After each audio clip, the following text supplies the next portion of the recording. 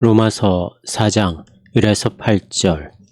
아브라함과 맺으신 하나님의 언약.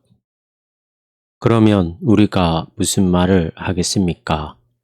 인간적이고 육신적인 의미에서 아브라함을 우리 조상이라 하겠습니까? 행위를 기초로 아브라함을 의롭다 생각한다면 결국 그에게 자랑할 근거가 있겠지만 하나님 앞에서는 없습니다. 그러면 성경은 뭐라고 말합니까? 아브라함이 하나님을 믿어 하나님이 이를 좋게 산정하셨으니 이는 그가 의롭다는 것을 가리킨다. 어떤 사람이 일할 때에는 그들이 얻는 삭은 호의가 아니라 받아야 할 빚으로 산정됩니다. 그러나 어떤 사람이 일하지 않고 단지 경건치 않은 자를 의롭다고 선고하시는 분을 믿을 뿐이라면 그 사람의 믿음은 언약적 정의의 측면에서 산정됩니다. 하나님이 행위와는 무관하게 의롭다고 산정하시는 사람에게 임하는 복에 대해 다윗이 말할 때에도 우리는 같은 것을 봅니다. 율법을 어겨도 용서받고 죄도 덮어진 사람들은 복이 있으며 주가 그 죄를 산정하지도 않으실 사람은 복이 있다.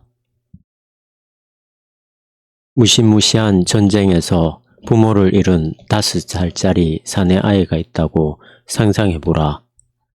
5살 아이가 그 사실을 이해하고 슬퍼할 수야 있겠지만 도저히 혼자 힘으로 살아가기란 불가능하다.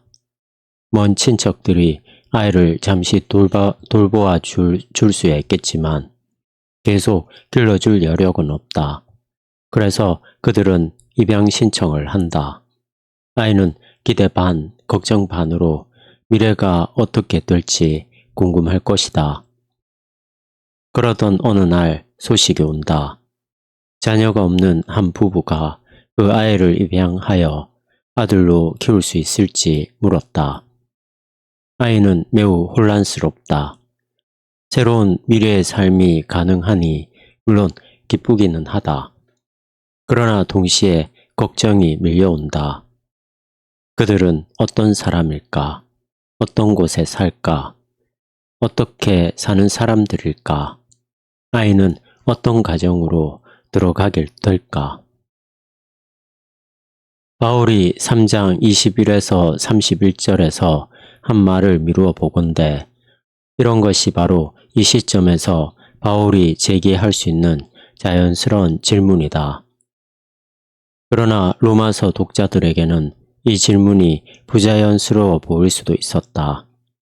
많은 사람들이 3장을 읽으면서 3장이 마치 이스라엘에 대한 하나님의 약속과 언약, 칭의와는 아무 관계없이 죄인 각자가 어떻게 믿음을 통하여 은혜로 의롭다고 여겨지는지에 대해서만 말하는 본문인 것처럼 읽었다. 여기서 칭의란 이제 신자는 언약가족에 속한다는 하나님의 선고를 말하는데 하나님은 이 가족을 통하여 그리고 그 안에서 악을 처리하겠다고 약속하셨다. 이 모두를 놓칠 경우 4장은 물론 뜻밖의 내용이 될 것이다. 어째서 바울은 갑자기 아브라함에 대해 말하고 싶어 했을까? 이에 대해서는 지금까지 다양한 답이 있었다. 바울의 반대자들이 아브라함에 예민했기 때문에 바울이 이 논의에서 아브라함을 자기 편으로 이용할 수 있음을 보이고 싶었을 거라고 주장하는 사람도 있다. 바울이 자신의 말을 성경 본문으로 뒷받침함으로써 이러한 새로운 교리가 성경에서 예언되었다는 의미에서 실제로 율법을 성취한 것임을 보여주고 싶었을 뿐이라고 주장하는 사람도 있다. 그런가 하면 바울이 믿음으로 의롭다고 인정받은 성경의 사례를 하나 들고 있을 뿐이라고 주장하는 사람도 있다. 이 모두는 더 넓은 바울의 사상 세계를 진지하게 여기지 않는 것이다. 그러면 요점으로 돌아가서 3장을 본문의 방식대로 읽어보면 아브라함 문제는 자연스럽게 제기할 수 있는 문제다. 이는 갈라디아서에서 그랬던 것과 마찬가지다. 아브라함은 언약 가족, 곧 현재 신자들이 속한 가족의 시조다. 칭의는 사람이 언약 가족으로 입양되었다는 하나님의 선고다. 그러면 과연 어떤 종류의 가족인가? 이를 통해 우리는 4장을 여는 질문을 이해할 수 있다. 이는 좀 특이한 문장이어서 대부분의 번역본이 오해하는 부분이다. 대부분의 번역본에서는 아브라함이 무언가를 얻었다거나 찾았다라고 하지만 헬라어를 보면 그에 상응하는 것이 없다. 바울은 흔히 그러듯 짧은 질문으로 시작한다. 그러면 우리가 무슨 말을 하겠습니까? 또 흔히 그러듯 자신이 곧 반박하려는 문제를 제기한다. 육신을 따라 아브라함을 우리 조상이라 하겠습니까? 달리 말하면 우리가 현재 입양된 가족이 아브라함의 민족적, 육신적 가족인가? 아니면 우리는 다른 어떤 방식으로 아브라함과 연관되어 있는가? 이는 4장 전체의 주제를 소개하는 질문으로 단순히 칭의의 한 사례나 성경적 증거로서의 아브라함 혹은 아주 사소한 어떤 문제에 대한 것이 아니다. 아주 사소한 어떤 문제에 대한 것이 아니다. 먼저 아브라함과 언약을 세우시는 하나님의 뜻과 아브라함 가족의 본질에 대해 설명하는 것이다. 4장의 절정은 흔히 여담처럼 여겨지는 본문 17절에 나타난다.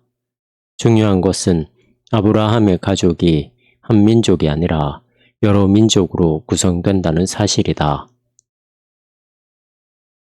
창세기 15장에 대한 바울의 설명이 4장의 중추를 이룬다. 바울은 3절에서 창세기 15장 6절을 인용한 다음 로마서 4장 전체에 걸쳐 계속 창세기 15장 6절로 돌아가고 창세기 15장을 비롯하여 주변 문맥에 나타난 더 넓은 주제들을 언급한다. 창세기 15장에서 하나님은 아브라함과 엄숙하게 언약을 세우시면서 그에게 특별한 가족을 약속하신다. 이 약속은 아브라함이 다음과 같은 믿음을 갖고 믿은 것이었다. 이 믿음은 하나님이 이를 좋게 산정하셨으니 이는 그가 의롭다는 것을 가리키는 그러한 믿음이었다. 창세기에서는 언약을 세우는 의식이 이어진다. 이를 통해 우리는 오늘날 많은 독자들이 상상도 하지 않을 어떤 것에 주목해야 한다. 유대교와 마찬가지로 바울에게도 하나님께 의롭다는 것은 언약에 속한 사람이 되었다는 것과 거의 같다. 사실 창세기 15장 6절은 아브라함이 하나님을 믿었으니 이는 그때 세워진 언약의 기초였다라고 말하는 것과 같다.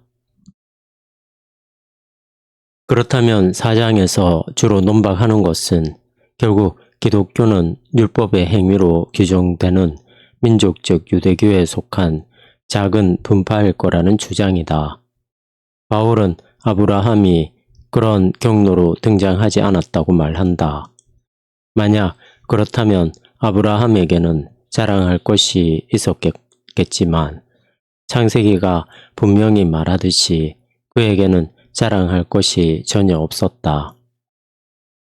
경건치 않은 자를 의롭다고 선고하시는 하나님을 신뢰한 것이 아브라함이 행한 전부였다. 바울 시대에 일부 유대인들이 내세우기 시작한 주장에도 불구하고 아브라함은 자신이 순종한 유대 율법에 대한 사전 지식이 없었다. 창세기는 아브라함이 율법의 행위를 지켰으므로 하나님이 아브라함과 언약을 세우셨다고 말하지 않는다. 만일 그랬다면 아브라함의 진정한 언약 가족은 그런 행위를 이행하는 이들로 영구히 한정되어야 한다는 강한 암시가 있었을 것이다. 물론 후대의 많은 랍비들은 그렇게 믿고 싶었겠지만 말이다. 바울은 그런 결론을 일절 거부한다. 이것이 바로 4, 5절에서 그가 말하려는 요점이다. 바울은 노동을 하고 정당한 삭스를 받는 어떤 사람을 예로 든다. 그리고 아무 일도 하지 않고 신뢰만 하는 어떤 사람을 그와 대조한다. 나는 이것이 행위의 은유를 단순히 확장한 것이라고 생각한다. 이미 이는 아마도 이 시점에서 바울에게 떠오른 새로운 관념일 것이다. 그러나 이 은유가 아주 잘 먹히지는 않는다. 왜냐하면 바울은 바로 다음에 경건치 않은 자를 의롭다고 선고하시는 분을 신뢰하는 어떤 사람에 대해 논하는데 바로 이 시점에서 일하는 것이나 일하지 않는 것에 대해서는 잊어버리고 아브라함이 실제로 행한 것에 대한 직접적 설명으로 돌아갔기 때문이다. 그러면 아브라함이 그런 하나님, 곧 경건치 않은 자를 의롭다고 선고하시는 하나님을 신뢰했다는 바울의 말은 무슨 의미인가? 한 분이신 참 하나님의 부르심을 받기 전에 아브라함은 전형적인 이방인이었으며 부르심을 받은 시점에서도 여러모로 여전히 경건치 못했고 이 하나님이 어떤 분일지 혹은 그분을 쫓고 그분의 뜻과 길에 순응한다는 것이 어떤 의미일지도 별로 알지 못했다는 사실을 혹은 최소한 그런 전통을 바울이 염두에 두었다고 해도 무방하다. 그러나 하나님은 아브라함을 언약으로 부르셨다. 이 언약은 불경건의 문제는 물론 불경건의 결과로 발생하는 인간의 타락과 붕괴, 악함을 해결하기 위한 것이었다. 달리 말해서 아브라함은 우리 모두와 같은 지점에서 특히 이교도나 비유대인과 같은 지점에서 출발했다. 하나님은 바로 그 지점에서 아브라함을 떠나신 것이 아니라 그를 만나셨다. 물론 하나님은 아브라함이 본래 모습으로 훌륭했다고는 말씀하지 않으셨다. 큰 가족을 이루시겠다는 하나님의 약속을 아브라함이 처음부터 신뢰했던 것은 시험과 인도, 변화라는 그 모든 과정의 시작에 불과했다. 바울은 4장 후반부에서 이를 다시 언급한다. 그러나 바울의 주된 요점은 이방인도 아브라함과 똑같은 방식으로 믿음을 통하여 언약의 신분으로 들어온다는 것이다. 4장 전체에 걸쳐 이 점을 다양한 각도에서 강화할 것이다. 바울은 두 번째 증인으로 시편 일부를 저술한 다윗 왕을 부른다. 7, 8절에 인용한 시편 32편에서 시편 저자는 주님이 그 죄를 생각지도 않으실 사람들의 행복을 찬미하면서 시작한다. 이는 같은 관점의 부정적 측면이다. 언약은 죄를 처리하기 위해 세워졌다. 바울이 설명하는 의미에 따르면 언약에 속한 사람은 3장 24에서 26절에서 설명하는 방식으로 자신의 죄가 처리된 사람이다. 사람의 죄를 용서하되 그 이름에 대해 그들의 죄를 합산하거나 산정하지도 않는 것. 이것이 바로 하나님이 먼저 아브라함을 부르셨을 때 의도하신 것이다. 그리스도인이 되는 것은 매우 영광스러운 일이다. 하나님이 죄를 용서하고 덮고 산정하지도 않으시는 것이야말로 사람이 그리스도인으로서 누릴 수 있는 모든 영광 가운데서도 단연 최정상에 가까울 것이다.